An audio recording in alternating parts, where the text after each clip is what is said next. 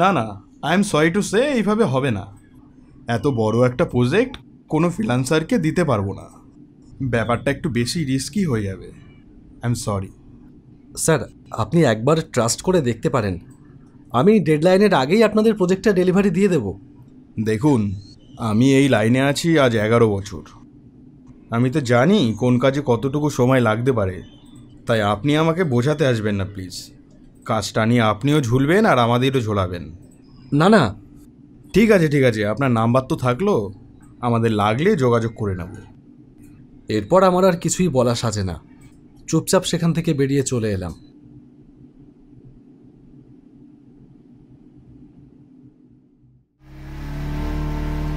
এইভাবেই রোজ কত অফিসের দরজায় দরজায় ঘুরতে হয় একটা কাজ পাওয়ার জন্য। দুপুর গড়িয়ে বিকেল হতে চলল। সেই কোন সকালে 2টো রুটি খেয়ে বেরিয়েছিলাম। খিদেয় পেটটা চোচো করছে। কাছাকাছি কোনো হোটেলে ঢুকতে যাব ভাবছি, এর মধ্যে ফোনটা বেজে উঠল।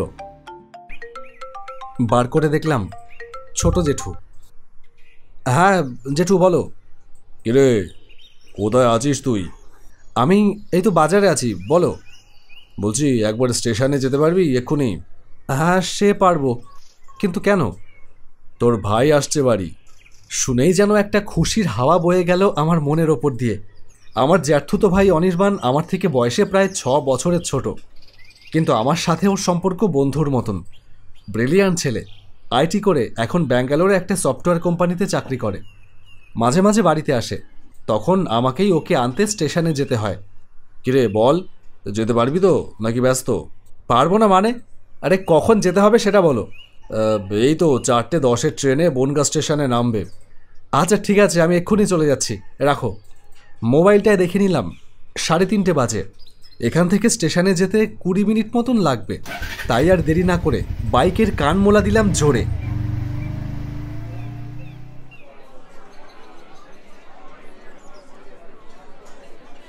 স্টেশনের বাইরে বেশিক্ষণ দাঁড়াতে হলো না। 4:10 ট্রেন তার সময়ানুবর্তিতার পরিচয় দিয়ে একদম 4:10 বনগাঁ স্টেশনে ঢুকে গেল।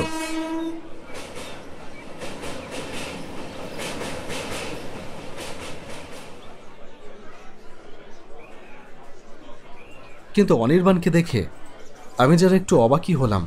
দিব্যি নাদুস নুদুস চেহারা নিয়ে ব্যাঙ্গালোর গেল, আর এখন মাত্র 6 মাসের মধ্যে চেহারার কী হাল হয়েছে। আর ওর সাথে এত বড় ব্যাগ কেন? আমাকে বোধহয় দেখতে পাইনি এখনো। আমি চিৎকার করে বললাম, অনির্বাণ, এই যে এইদিকে। ও তুই ওখানে দাঁড়া, আসছি।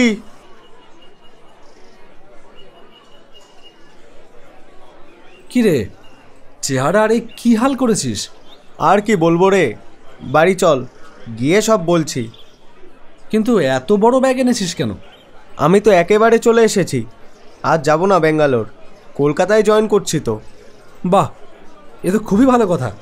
হ্যাঁ, কিন্তু তোর বাইকে তো এই ব্যাগ নিয়ে যাওয়া যাবে না, একটা টোটোয় উঠতে হবে মনে হয়। ঠিক আছে, তুই তাহলে টোটোয় চলে যা, আমি বাড়ি ফিরে তোর সঙ্গে দেখা করছি। তুই বাড়ি যাবি না এখন? না, আসলে আমি একটু মার্কেটে বেরিয়েছিলাম, এখনও কিছু কাজ বাকি আছে। তুই যা তাহলে, আমি কাজ মিটিয়েই আসছি। ঠিক আছে, আমি এগোলাম তাহলে।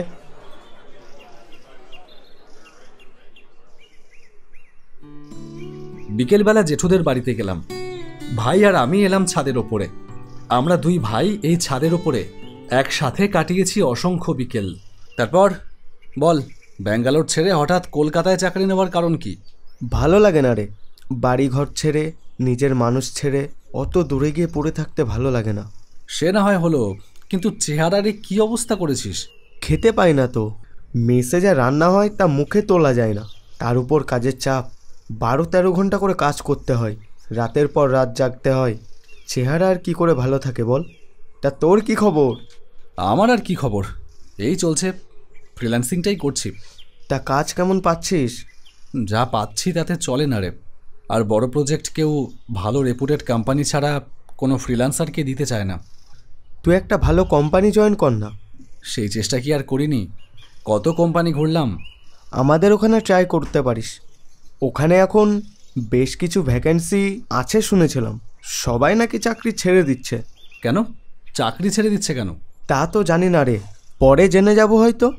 তুই যদি ইন্টারভিউ দিতে চাস তাহলে আমি কালকে গিয়ে কথা বলতে পারি, যাবি? কথা বল, যাব। পরদিন সকালে একটা ক্লায়েন্টের কাছে প্রেজেন্টেশন শো করাতে বেরোচ্ছি, এমন সময় পকেটে ফোনটা বেজে ওঠে। বার করে দেখলাম অনির্বাণ। হ্যাঁ বল। কোথায় আছিস? এই তো মার্কেটে। একটা গুড নিউজ আছে, তোকে ইন্টারভিউ দিতেই হবে না। আমি বললাম তোর কথা, তোর 2-1টা কাজ দেখালাম, ওরা তোকে আজকেই জয়েন করতে বলল। তুই আজকেই আয়। কথাটা শুনে বেশ অবাক হলাম। এত ইন্টারভিউ দিয়েও যেখানে কোনো চাকরি পাচ্ছিলাম না, সেখানে বিনা ইন্টারভিউতে চাকরি, ভাবা যায়? সময় নষ্ট না করে ছুটলাম সেই দিকে। তাহলে সব বুঝে গেছেন তো? হ্যাঁ হ্যাঁ, বুঝেছি। অসুবিধা হলে আমাকে ডাকবেন। যান, নিজের ডেস্কে যান।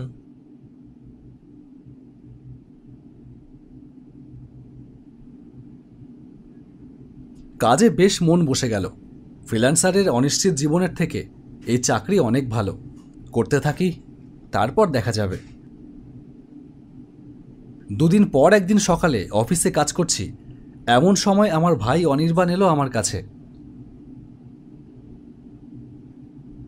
কি খবর? এই যে কাজ করছি। তা তোর কাজ নেই? না, আমার এই অফিসে আজকেই শেষ। সে কি রে, কেন? আমাকে অন্য ব্রাঞ্চে পাঠিয়ে দিচ্ছে, সেই হাওড়ায়। যা বাবা, ভাবলাম একই অফিসে 2 ভাই কাজ করব। আর কি হবে, যাই। আজকে তাড়াতাড়ি বাড়ি ফিরে সব আবার গোছগাছ করে নিতে হবে তো। হাওড়া থেকে তো আর ডেলি প্যাসেঞ্জারি করা যাবে না, ওখানেই থাকতে হবে। সন্ধ্যাবেলা কাজ শেষ করে বেরোতে যাচ্ছি, এমন সময় ম্যানেজার এসে বললেন, অনিমেষবাবু, আপনাকে একটা ফাইল মেল করেছি, একটু দেখে নেবেন। ওর হোম পেজটা একটু বানিয়ে দেবেন আজকেই, একটু এমার্জেন্সি আছে। আজকেই লাগবে? লাগবে কালকে, আপনি আজকে বানিয়ে রাখুন। ওকে? ওকে। অগত্যা আবার বসে পড়লাম। মেইল চেক করে ডুবে গেলাম কাজে। আইটি সেক্টরে এই এক জ্বালা। এই জন্যই ভাই ব্যাঙ্গালোর থেকে পালিয়ে এসেছে। ব্যাঙ্গালোর বড় শহর, তাই কাজের চাপটাও বড়। অনেক বড় একটা ওয়েবসাইটের কাজ, সময় লাগবে। ভাবলাম 1 কাপ চা খেয়ে এসে শুরু করা যাক। নিচের দোকান থেকে চা খেয়ে এসে আবার অফিসে ঢুকলাম। আমি ছাড়া আর কেউ নেই অফিসে। হঠাৎ মনে হলো আমার পেছনে কাচের জানলার গায়ে কি যেন দেখলাম না, কি একটা যেন দেখলাম।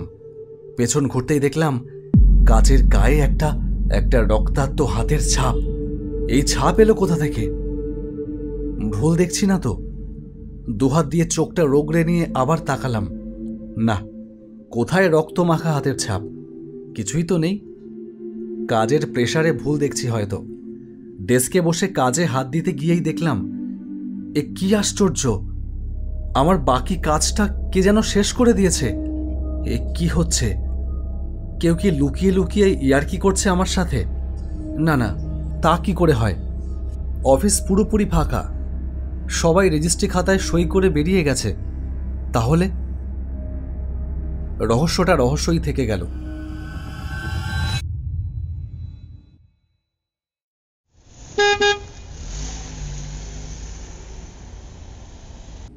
পরদিন অফিসে আসতেই ম্যানেজার বাবু এলেন।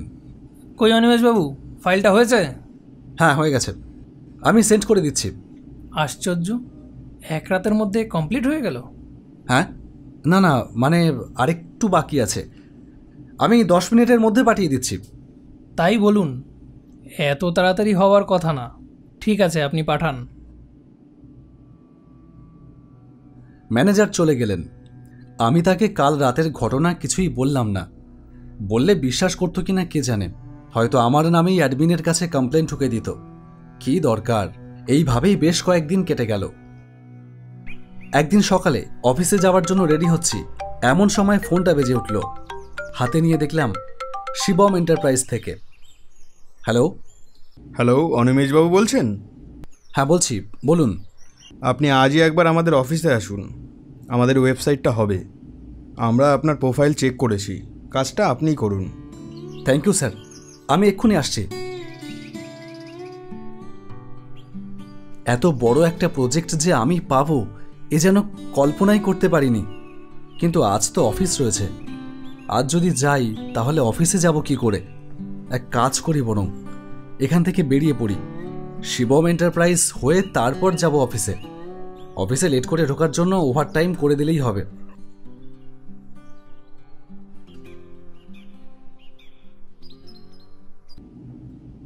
অর্ডার নিয়ে অফিসে ঢুকতে ঢুকতে প্রায় বিকেল হয়ে গেল।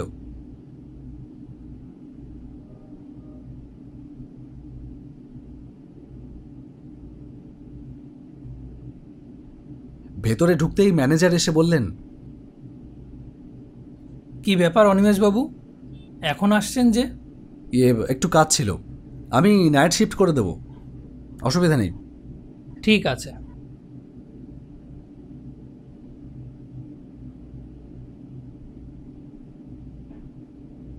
রাত তখন 9টা হবে, মগ্ন হয়ে কাজ করছিলাম। হঠাৎ আমার মনে হলো আমার চেয়ারের পেছনে কে যেন এসে দাঁড়িয়েছে। চেয়ার ছেড়ে উঠে দাঁড়ালাম। মনে হলো একটা ছায়ামূর্তি যেন এপাশ থেকে ওপাশে সরে গেল। আমি ভয়ে ভয়ে জিজ্ঞেস করলাম, কে? ছায়ামূর্তি এবার আমার সামনে এসে দাঁড়ালো। তাকে দেখেই আমার শরীরে যেন শিহরণ খেলে গেল। আমারই বয়সী এক যুবক, তার মাথা ফেটে গলগল করে রক্ত বেরোচ্ছে। আমি ভয়ে শিউরে উঠলাম। কে তুমি? আমিও তোমার মতো এই অফিসের একজন কর্মী ছিলাম, নিষ্ঠাবান কর্মী। কিন্তু এই অফিস আমাকে কি দিয়েছে? কিচ্ছু দেয়নি। এমনকি আমার মৃতদেহটা আমার পরিবারকে পর্যন্ত দেয়নি। তাই তো মুক্তি না পেয়ে এই অফিসের ভেতরেই বন্দী হয়ে যেতে হলো। কি হয়েছিল তোমার সাথে? অনেক স্বপ্ন নিয়ে এই অফিস জয়েন করেছিলাম। এটাই ছিল আমার জীবনের প্রথম চাকরি। হ্যাঁ মা, আমি ভালোভাবে কাজ করব, আসি।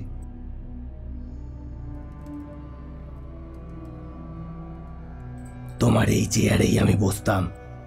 আমি মন প্রাণ দিয়ে কাজ করতাম। আশা ছিল আমার পরিশ্রম একদিন ঠিক কোম্পানির নজরে পড়বে, তাহলে আমার প্রমোশন হবে। একদিন একটা বড় প্রজেক্টের কাজ ছিল। সেদিন আমি আমার টিমের সবাইকে বললাম, তোমরা আজকে একটু বেশি সময় থেকে যেও, অনেকটা কাজ বাকি আছে, এগিয়ে রাখলে তো আমাদেরই ভালো। কিন্তু কেউ আমার কথা শুনল না। সবাই যে যার মতো বাড়ি চলে গেল। অগত্যা আমি একাই থেকে গেলাম। একাই সে প্রজেক্টের অনেকটা কমপ্লিট করে যখন চেয়ার ছেড়ে উঠলাম, তখন অনেক রাত। অনেকক্ষণ একটানা কাজ করার ফলে চোখে মুখে কেমন যেন ধাঁধা লেগে গেল। সেই অবস্থায় সিঁড়ি দিয়ে নামতে গিয়ে পা পিছলে পড়ে গেলাম নিচে। ব্যাস, ওতেই সব শেষ হয়ে গেল। সকালবেলা এসে সবাই আমাকে মৃত অবস্থায় পড়ে থাকতে দেখল। ম্যানেজার বলল,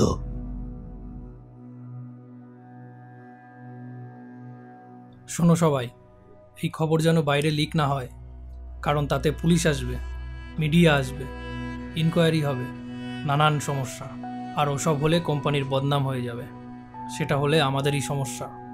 ওরা আমার বডিটা দূরে একটা নদীর জলে ফেলে দিয়ে এলো। কেউ কিচ্ছু টের পেল না। আমার বাড়ি থেকে আমার খোঁজ করতে এলে ওরা বলে দিল যে আমি নাকি সেদিন অফিসে আসিনি। আমার বাবা মারা গেছে ছোটবেলায়। মা অনেক কষ্টে আমাকে মানুষ করেছে। আমাকে হারিয়ে ফেলে আমার মা পাগল হয়ে যায়। সারাদিন বলতে থাকে, আমার আমার বসন্ত আসবে, আমার বসন্ত আসবে। তোমরা কেউ ওকে লুকিয়ে রাখতে পারবে না। ও তো কাজে গেছে, ঠিক চলে আসবে। বসন্তকে কি আটকে রাখা যায়? ও ঠিক আসবে, ঠিক আসবে। এখন তুমি কি চাও? কি আর চাইবো? আমাদের মতো অতৃপ্ত আত্মাদের তো একটাই চাওয়া, মুক্তি। দিতে পারবে?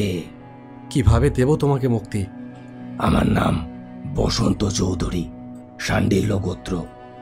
গয়ায় গিয়ে আমার নামে পিণ্ডি দিয়ে এলেই আমার আত্মার মুক্তি হয়ে যাবে। বেশ, আমি তাই করব। কিন্তু আমার আরও একটা কাজ আছে। যে কি?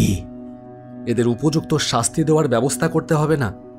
আচ্ছা, রেজিস্টার বুকে, তারপর সিসিটিভি ফুটেজে, সব জায়গাতেই তো তোমার সেদিন অফিসে কাজ করবার ফুটেজ থাকবার কথা, তাই না? হ্যাঁ। ব্যাস, তাহলে তুমি নিশ্চিন্ত থাকো। এই অফিসকে কি করে লাটে তুলতে হয় সে ব্যবস্থা আমিই করব। পরদিন থানায় গিয়ে পুলিশকে সব ঘটনা খুলে বললাম। হ্যাঁ, একটা বেওয়ারিশ লাশ অনেকদিন আগে মর্গে ছিল। কোনো খোঁজখবর না পাওয়ায় তারপর ডোম সেটা পুড়িয়ে দেয়। আমাদের কাছে ছবিও আছে। সেটার সাথে যদি ওই অফিসের সিসিটিভি ফুটেজ মিলে যায় তাহলে দেখছি ব্যাটাদের ডেড বডি গায়েব করা বার করছি। আচ্ছা চলুন দেখি।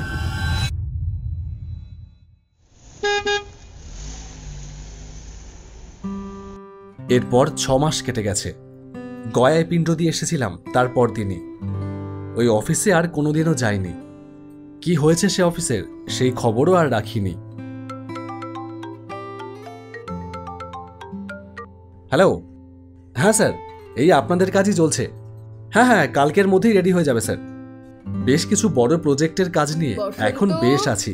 স্নান করতে গেলি নাকি এখনো কম্পিউটার নিয়েই বসে আছিস? হ্যাঁ যাচ্ছি মা, এক্ষুনি যাচ্ছি। সারা দিন শুধু কাজ এও আমার এক আর উপরই পাওনা। এখন আমার দুটো মা। সন্তান শোকে মরতে বসা এক মায়ের কাছে তার আদরের সন্তান বসন্ত এসে গেছে।